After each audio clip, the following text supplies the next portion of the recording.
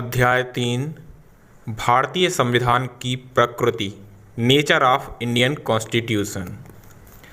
संविधान के इस अध्याय में हम निम्न अति महत्वपूर्ण प्रश्नों को जानने और समझने का प्रयास करेंगे। इसमें हमारा पहला क्वेश्चन होगा, विश्व के संविधानों को कितने भागों में विभाजित किया गया है? संघात्मक संविधान क्या है और एकात्मक संविधान क्या है? अगला प्रश्न होगा, भारतीय संविधान संघात्मक है या एकात्मक है? अगला प्रश्न होगा, जेनिंग्स एवं प्रोफेसर वियर भारतीय संविधान को किस प्रकृति का संविधान मानते थे? अगला प्रश्न होगा, संघात्मक संविधान के आवश्यक तत्व क्या क्या हैं?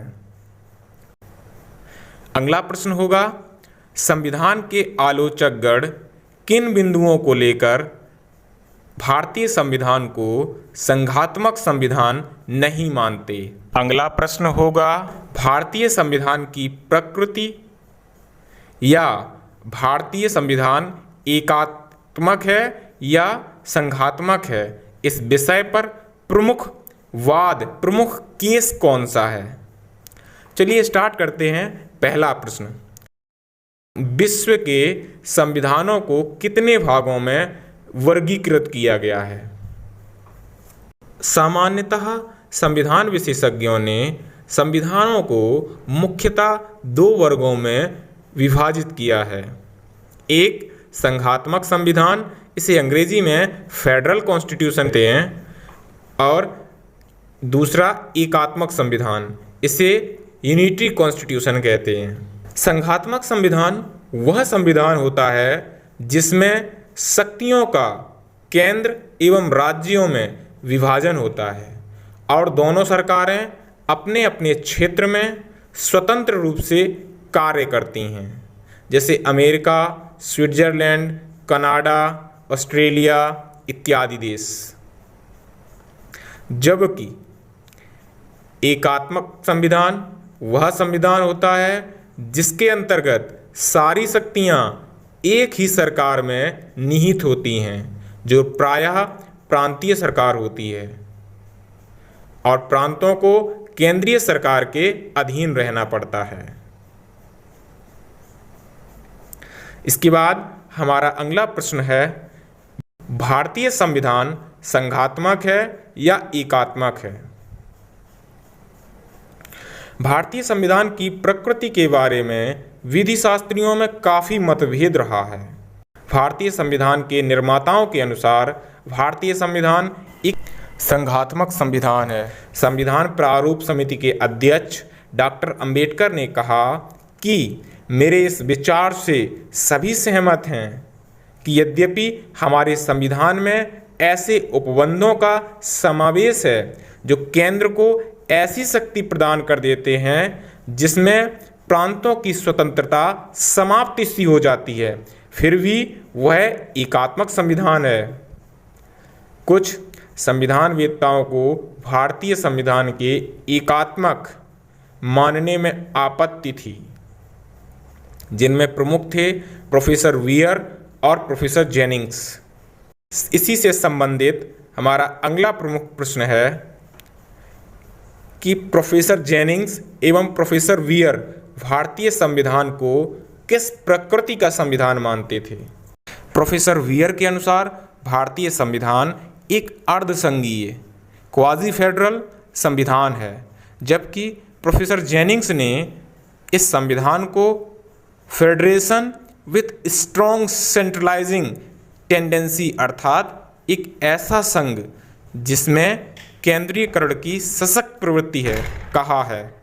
इसके बाद हमारा अगला क्वेश्चन आता है, संघात्मक संविधान के आवश्यक तत्व क्या हैं? कोई भी संविधान संघात्मक है या नहीं, इसके लिए हमें यह जानना चाहिए कि इसके आवश्यक तत्व क्या हैं, तभी हम इस प्रश्न का उत्तर प्राप्त कर सकते हैं कि संविधान एकात्मक है या संघात्मक है। संघात्मक संविधान के आवश्यक तत्व इस प्रकार हैं। 1. शक्तियों का विभाजन, डिवीजन ऑफ पावर्स। 2. संविधान की सर्वोपरिता, सुप्रीमेसी ऑफ द कॉन्स्टिट्यूशन। 3. लिखित संविधान, रिटन कॉन्स्टिट्यूशन। 4. संविधान की अपरिवर्तनशीलता, इम्यूटेबिलिटी ऑफ द कॉन्स्टिट्यूशन। 5. न्यायपालिका का प्राधिकार, अथॉरिटी ऑफ द कोर्ट। अब इन तत्वों को हम विस्तार से देखते हैं। इसमें पहली है शक्तियों का विभाजन, डिवीजन ऑफ पावर्स। शक्तियों के विभाजन में केंद्रीय और प्रांतीय सरकारों के बीच शक्तियों का विभाजन संघात्मक संविधान का आवश्यक तत्व है। यह विभाजन संविधान द्वारा ही किया जाता है और दोनों सरकारें अपने अपने क्षेत्र में सार्वभौमिक होती हैं। वह एक दूसरे के अधिकारों व शक्तियों का अतिक्रमण नहीं करती। सरकार के सभी अंगों का स्रोत संविधान होता है, जो उनकी शक्तियों पर नियंत्रण रखता है। इसके बाद संविधान के आवश्यक तत्वों में दूसरा प्रमुख तत्व है संविधान की सर्वोपरिता, सुप्रीमेसी ऑफ द कॉन्स्टिट्यूशन। संविधान सरकार के तीनों अंगों, कार्यपालिका, विधायिका और न्यायपालिका का स्रोत होता है। उसके स्वरूप, संगठन और शक्तियों से संबंधित सभी उपबंध संविधान में ही निहित होते हैं। संविधान उनके अधिकार क्षेत्र की सीमा निर्धारित करता है जिसके भीतर वे कार्य करते हैं। संघीय व्यवस्था में संविधान देश की सर्वोच्च विधि माना जाता है।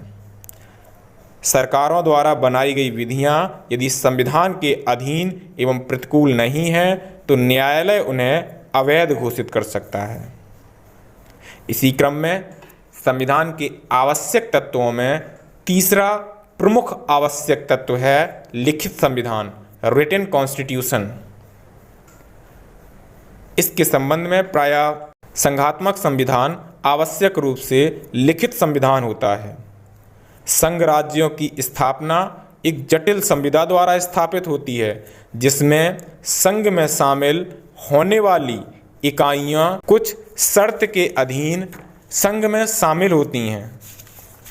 इसके बाद प्रमुख आवश्यक तत्वों में चौथा तत्व है संविधान की परिवर्तनशीलता, इम्यूटेबिलिटी ऑफ द कॉन्स्टिट्यूशन।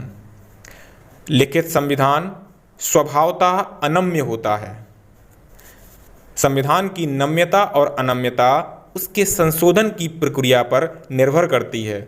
जिस संविधान में संशोधन की प्रक्रिया कठिन होती है उसे अनम्य, और जिस संविधान में संशोधन की प्रक्रिया सरल होती है उसे नम्य संविधान कहा जाता है। संविधान की सर्वोपरिता को बनाए रखने के लिए संविधान की प्रक्रिया का कठिन होना आवश्यक है। इसका मतलब यह नहीं है कि संविधान अपरिवर्तनशील हो, वरन इसका मतलब यह है कि संविधान में वही परिवर्तन किए जा सकें जो समय व परिस्थितियों के अनुसार आवश्यक हों। इसके बाद संघात्मक संविधान के आवश्यक तत्वों में पांचवा आवश्यक तत्व है न्यायपालिका का प्राधिकार, अथॉरिटीज ऑफ द कोर्ट। इसके संबंध में केंद्रीय व प्रांतीय सरकारों में शक्तियों व अधिकारों को लेकर अगर झगड़ा हो तो ऐसी दशा में शक्तियों व अधिकारों को जो कि संविधान में लिखित हैं सरकारों के अपने पक्ष में संविधान का निर्वाचन करने से बचाने के लिए ऐसी संस्था की आवश्यकता होगी जो स्वतंत्र एवं निष्पक्ष हो। संघीय संविधान में यह कार्य न्यायपालिका को सौंपा गया है। संविधान के उपबंधों का निर्वचन, इंटरप्रिटेशन के संबंध में अंतिम निर्णय देने का प्राधिकार न्यायपालिका को प्राप्त है। न्यायपालिका किसी भी सरकार के अधीन नहीं होती। यह सरकार के तीसरे अंग के रूप में एक पूर्ण स्वतंत्र एवं निष्पक्ष संस्था के रूप में रहकर अपने कार्यों का संपादन करती है। इस प्रकार हम देखते हैं कि कि संघात्मक संविधान के सभी आवश्यक तत्व भारतीय संविधान में विद्यमान हैं। अतः हम कह सकते हैं कि भारतीय संविधान एक संघात्मक संविधान है। इसके बाद हमारा अगला क्वेश्चन है कि संविधान के आलोचकगण किन किन बिंदुओं को लेकर भारतीय संविधान को संघात्मक संविधान नहीं मानते। भारतीय संविधान के आलोचकगण जो भारतीय संविधान को संघात्मक संविधान के रूप में स्वीकार नहीं करते हैं, उनके अपने तर्क हैं। अगर उनके तर्कों को देखा जाए तो वह निम्नलिखित तर्कों को संविधान को संघात्मक संविधान न मानने के लिए प्रस्तुत करते हैं। इनमें पहला है राज्यपाल की नियुक्ति, दूसरा है राष्ट्रीय हित में राज्य सूची के विषयों पर विधि बनाने की संसद की शक्ति, और तीसरा है नए राज्यों के निर्माण एवं वर्तमान राज्यों के क्षेत्रों, सीमाओं व नामों के बदलने की संसद की शक्ति, और चौथा है आपात उपबंध।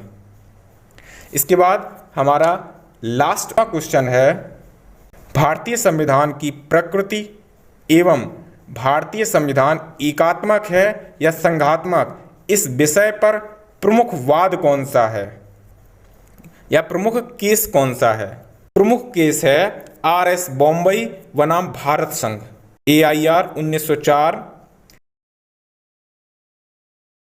SR बॉम्बई के मामले में उच्चतम न्यायालय के बहुमत न्यायाधीशों का यह अभिमत है कि भारतीय संविधान एक संघात्मक संविधान है और संघवाद भारतीय संविधान का आधारभूत ढांचा है, basic structure of the Indian constitution. इस प्रकार हम कह सकते हैं कि भारतीय संविधान की प्रकृति के विषय में संक्षेप रूप से कहा जा सकता है कि भारतीय संविधान ना तो विशुद्ध रूप से संघीय है और ना विशुद्ध रूप से एकात्मक, बल्कि यह दोनों का सम्मिश्रण है। यह अपने ढंग का एक अनोखा परिसंघ है। यह इस सिद्धांत को मान्यता प्रदान करता है कि संघीय संविधान की अपेक्षा देश का हित सर्वोपरि है।